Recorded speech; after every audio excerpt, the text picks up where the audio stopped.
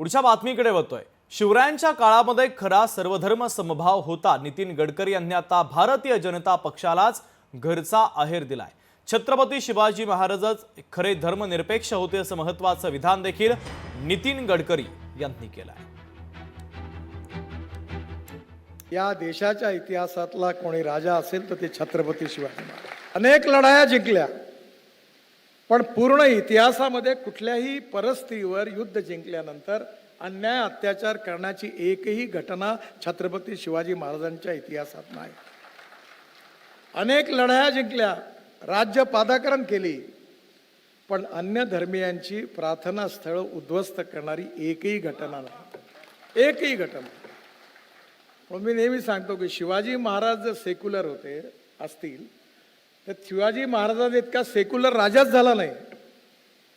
आणि सेक्युलर शब्दाचा अर्थ इंग्लिश डिक्शनरीमध्ये जो आहे तो धर्मनिरपेक्ष नाही आहे, तो सर्व धर्म समभाव आहे।